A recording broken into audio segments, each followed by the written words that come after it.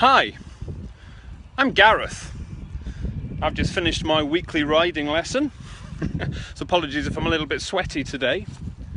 But I wanted to talk a little bit today about the importance of practice. Take my riding, for instance. I could read dozens of books, hundreds of magazines telling me about riding position, riding techniques. But that's actually not going to be all that much use when I'm actually on the back of a horse trying to jump a fence. The only thing that's really going to make the difference to that is lots and lots and lots of practice. And I think the same is very true of sitting exams. It is important that you understand the content of the syllabus that you're studying, so it is important that you read your textbooks, read your notes, start learning, memorizing various techniques. But the thing that's really going to make the difference to you passing the exam is practice. Practice of questions, and particularly practice of exam standard questions. And in fact, I want to give you 3 pieces of advice that I think are very important when you're looking at question practice. Let's go through those 3 things that I think are critical. Number 1. Make sure you are practicing exam standard questions.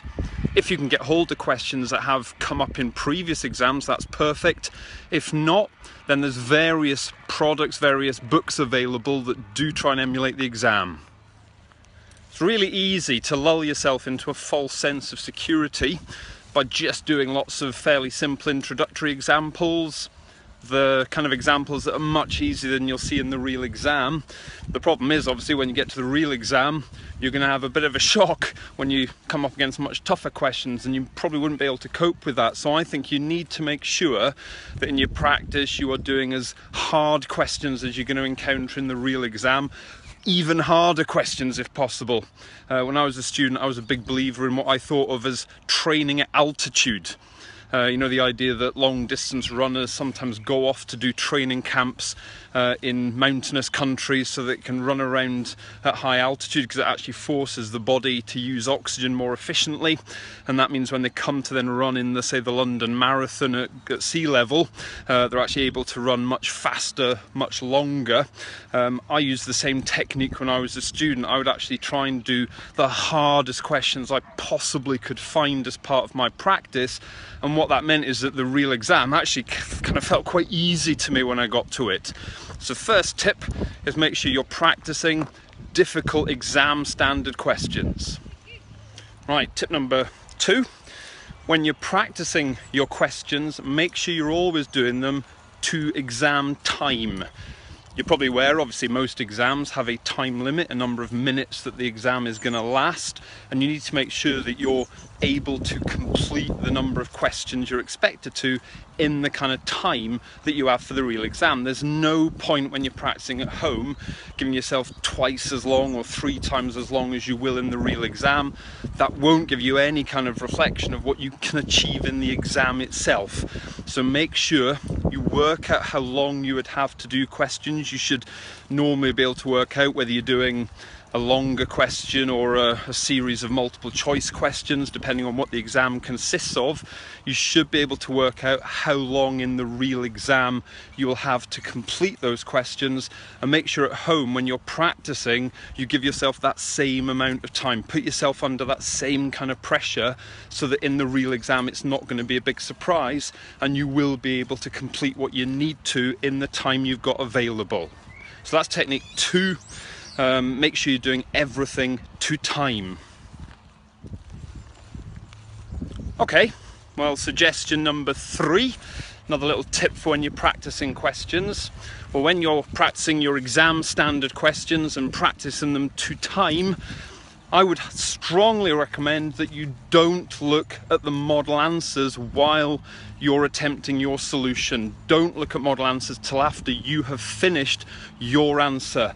And I know sometimes it can be very tempting, particularly if you're finding bits of a question difficult, particularly if you think you're stuck. It can be very tempting to have a quick look at the model answer just to check what they want you to do, just to see if you can make a bit more headway. I think it's important that you resist that temptation. Obviously in the real exam, you don't have model answers to refer to. In the real exam, you need to be able to keep going. You need to be able to keep ploughing on in a question. So I think it's important you build that skill when you're practicing questions at home. I think there's a huge danger that if you build a habit at home of constantly flicking to the model answers when you're doing questions, you'll actually come to rely on that. And the problem then, when you're in the heat of the real exam and you don't have model answers, you will literally freeze up. You won't be able to continue unless you've forced yourself when you're at home to go through that same process of keeping going at an answer, even if you're not all that sure what they want you to do, even if you're not that sure that what you're doing is correct. You've still got to have the confidence, you've still got to have the discipline really to keep ploughing on in your own answer. After you've finished your solution, you'll have all the time in the world at that point to read through the model answers, compare them to what you came up with, learn the errors that you've made in your solution. But until that point, don't look at model solutions. So that's my third tip, is while you're trying to practice questions, don't be looking at model answers. So there you go, my 3 suggestions and tips for when you're practicing at home. Firstly, make sure you're practicing exam standard questions, if not a bit harder. Secondly, make sure you're always practicing under the timed conditions you'll have in the exam.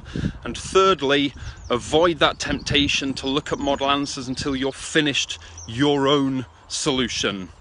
Well, I suppose I'd best take my own advice now and go and get back on the back of a horse and try and practice a few more jumps.